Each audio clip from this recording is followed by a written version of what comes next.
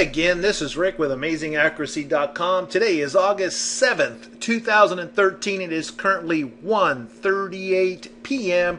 Chicago time. Yeah, I know it's been a while since I last did a video. I apologize to all my subscribers out there, but I have been really busy of late. I've been writing some specialty software, putting together a market forecasting video, things that I'm considering to release in the near future, and because of that it really tied me up because there's just no one else that I can entrust this kind of stuff to because of all the forecasting techniques and stuff that are in my head. So anyway, getting right on to the video, we're going to be talking about two markets now in this video. I've not really done this before that I can recall, talking about two markets. So I'm going to give you weekly and daily information on two markets, and those markets are the Australian dollar and the Japanese yen. The nice things about this is while we are going to be looking at the futures charts for these markets, that's the Australian dollar futures and the Japanese yen futures, you can use this information to also trade the forex for these respective markets.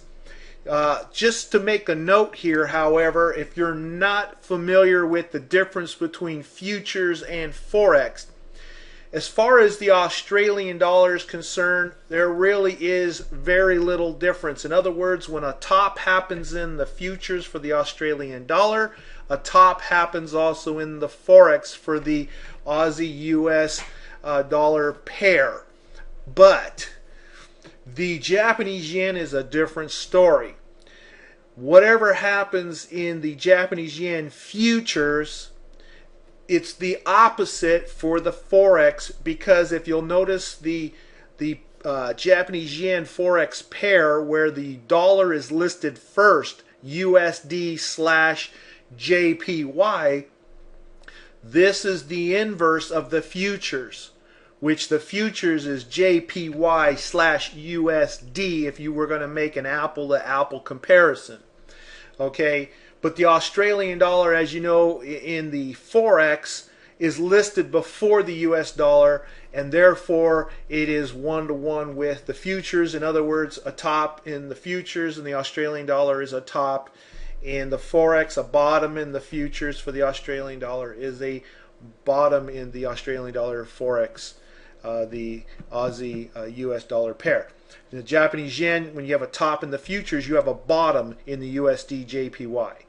Okay, and vice versa. If you have a bottom on the futures, you have a top in the USD JPY. All right, now that we got that all clear as mud, let's move on. For the Australian dollar, let's take a look at the weekly chart. Okay, here's the weekly chart. I've got some time price squares applied here. You can just go ahead and ignore that for now. What I wanted to bring out here, for example, is that the Australian dollar is nearing a weekly oversold zone. That's this reddish rectangles that you see here. There's an 8-week and then there's a 16-week shown here. Price is pretty much now moving into that area. You can see that the last swing top, the weekly swing top that occurred during week ending July 26, which is the Friday of that week, of course. You can see that it was within the 4-week overbought zone. It just kissed it and started to come down again. This happened when we last expected it to happen. These red triangles, for those of you who have not been following my video, these represent the turn dates that are on my weekly F-date report that our members get every Friday or Saturday. They get these dates. This is a weekly chart, so these are weekly turn dates, and you can see here that the top occurred right on time, right when we expected it to happen on a weekly turn date for week ending July 26th. The result of that is when prices rose, it turned around, made a weekly swing top, started moving down again. The trend overall has been down, so this would have been a perfect place to have added more short positions. Now we're coming down, making new weekly lows, and look what we have, another weekly turn date, another weekly F date turn date. We call them F dates here for future dates. And this is telling us that we should start looking for a weekly swing bottom once again in the Australian dollar starting at this time period. It can be late by 1 bar, but we're going to anticipate it now because things are happening now. We're getting close to oversold, and we're going to look at the daily chart as well to further support this. A weekly swing bottom would be something like you see right here. That happened back in week ending 7/12, excuse me, July 12th. And then previously to that, there was one minor one here, and we can see one here and so forth. So that's what we're expecting for this week, but no later than next week. We can only be off 1 bar. Okay, that's how it works. But this is a weekly time frame. It's a larger time frame than the daily, but this gives us the bird's eye view. So we're expecting this downward move in the Australian dollar to come to an end for now, to make some kind of a weekly rally. Hopefully better than just 1 week like we see here. But it may only be 1 week or 2 weeks. But right now for short term, we're looking for a bounce weekly. Let's go to the daily. All right, this is the daily chart. And the thing about the daily chart is that everything's very short term. You can see here that our last daily turn date on our report said to look for the turn to occur on Friday 8/2 or Monday 8/5. How do we know that? Well, this little greater than sign right here says expect this turn likely to occur on time or 1 bar late. And that's what the greater than here is kind of giving us an indication that it is more likely to be on time or a bar late as opposed to a bar early. It could have been a bar early, but we're dealing with probability, okay, odds, the odds. And the cycles helped me determine the odds were on time or 1 bar late. And as you can see, it is currently, we had a swing 1 bar late. All right. Now you don't see it here. This bar was on yesterday 8/6. Today prices have moved higher and are currently wanting to move back again. This is important, and I'll tell you why. Although you do not see a turn date in here between these two, there is the possibility that this next F date, which is for this Friday, the 9th of August, okay, there is a possibility we could get another bottom. So we'd have a bottom, all right?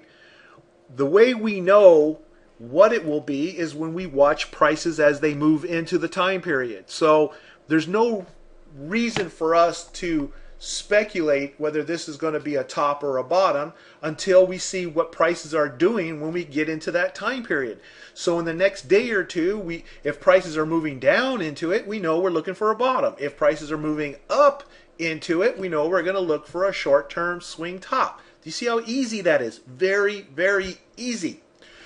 We, however, because we've just talked about what is likely going to happen on the weekly time frame, looking for a bottom, we want to see another bottom if we're going to look to buy this market for a short-term play now, okay? Because again, we are talking about a bearish trend here. So this is not for the squeamish, all right?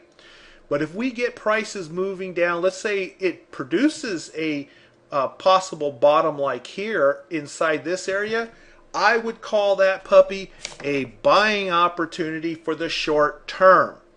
Okay, you know, hold it for a few days, trail your stop, and so forth, because we are expecting a weekly swing bottom on the weekly time frame. Do you see how that works? I hope you do, but I can't spend too much time teaching this on this particular video. We do teach it through our membership.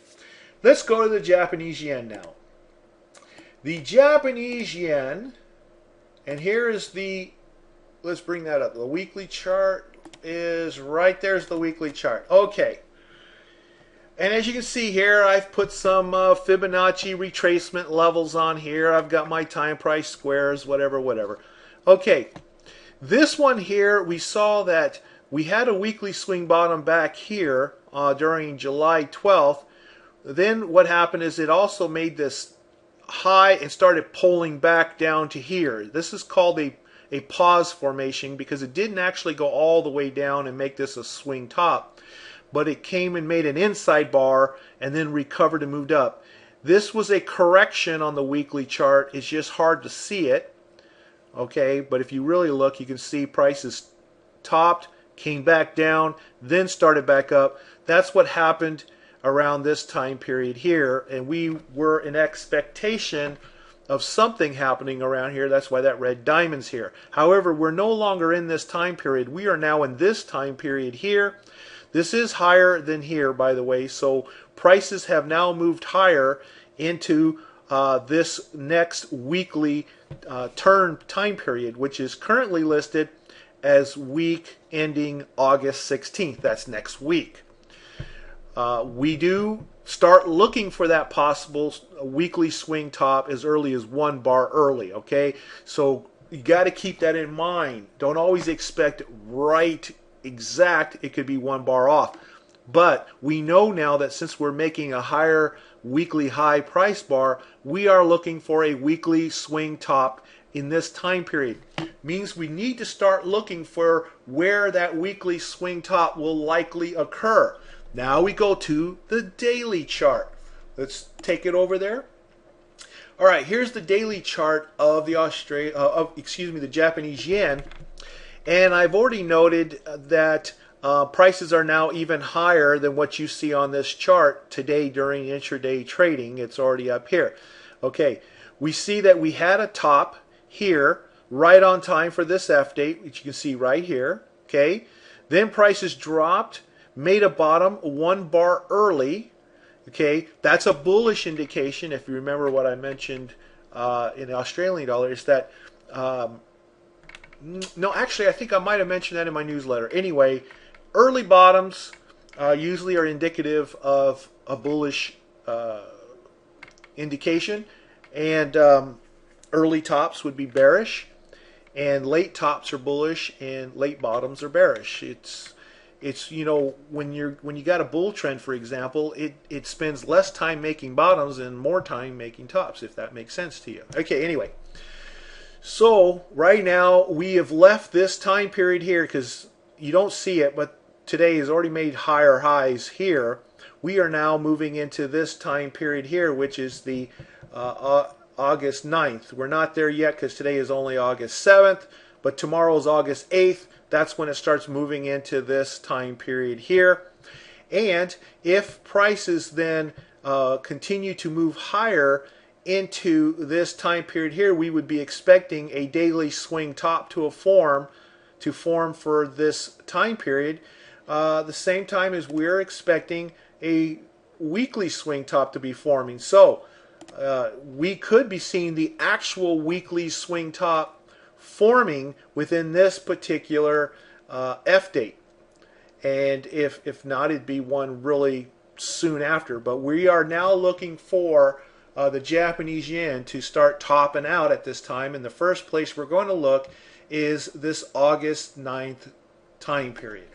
All right, well, that concludes my analysis and forecasting of the Australian dollar and the Japanese yen currency markets. Thank you again for watching my video, and if you haven't done so already, please subscribe to my YouTube channel so that you can be notified of all upcoming market forecasts. And also check out our website at AmazingAccuracy.com. It's a place for all serious traders looking to make profits in the market by precision timing your trades. Take care.